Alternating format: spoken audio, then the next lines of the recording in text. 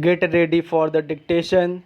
The dictation will start after 5 seconds.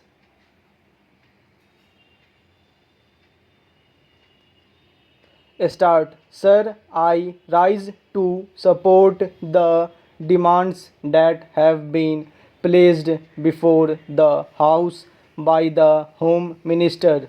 Sir, I need not remind the House that this year the Home Ministry's demands are being discussed in a context which can be described as almost unexampled. It is for the first time that we are discussing the demands of this ministry after the country passed through the period of the emergency that rocked the very basic structure of our constitution and our policy and made the common people of our country realize what they have lost with the eclipse of their fundamental rights and freedom. Parachange. Sir, the 19 months of rule marked the culmination of a concerted effort to undermine democracy. Those who wanted to destroy the democracy and convert our system into a totalitarian system had looked upon the Home Ministry as the main instrument for forcing their will on the nation. They wanted to substitute the rule of law with a reign of terror, to place individuals above the law, to provide immunity to those whom the group liked, and to harass all those who were looked upon as dangerous to the monopoly of power that the extra constitutional caucus wanted to preserve. The then Home Minister was himself a captive of this caucus. It was practically a totalitarian regime and was therefore bound to be a police regime. That is why I would request the Home Minister that the whole police department should be thoroughly overhauled.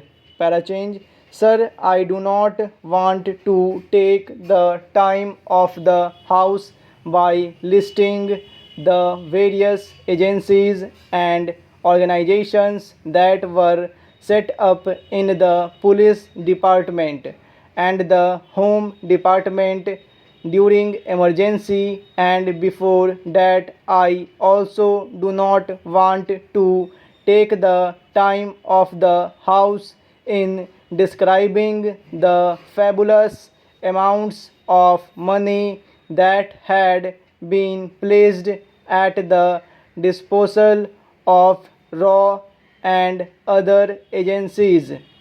Even the money was placed at the disposal of certain individuals, and that was exempted from the scrutiny of the Comptroller and Auditor General of India or the Parliament.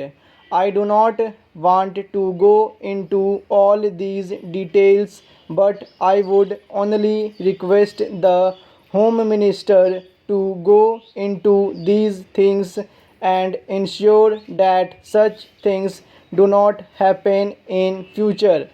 Under the circumstances, sir, the task of the Home Minister is therefore one of the dismantling the police state that was built up by the previous government. Parachange.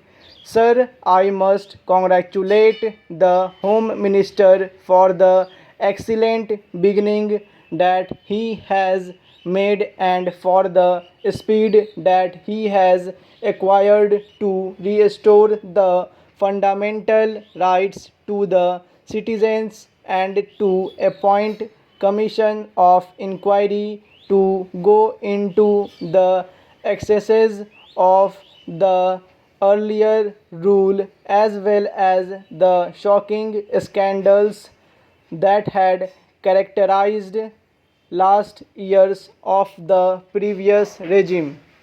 However, in all humility, I must confess that it is not enough.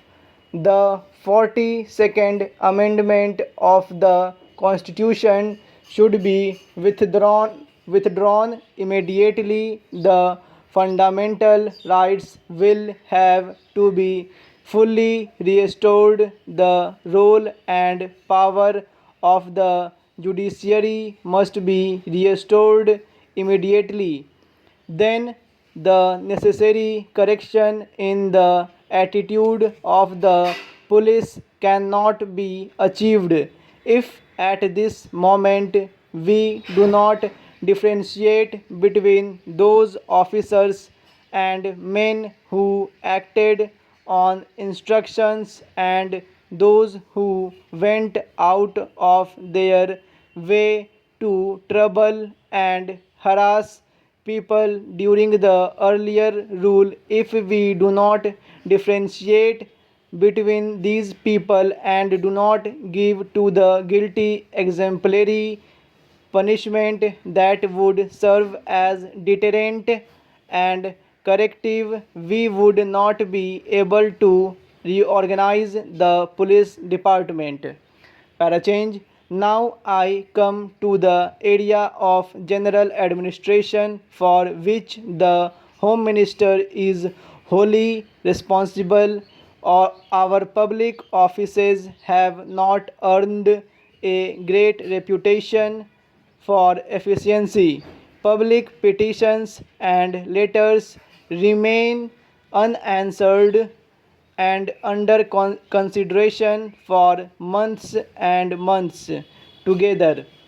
Public petitions and letters written by the public representatives, councillors, legislators, or members of parliament, even to the ministers, leave aside the officers, remain unanswered or under consideration for years together. Sometimes we do not get a reply at all to our letters. Our people have to suffer because of this.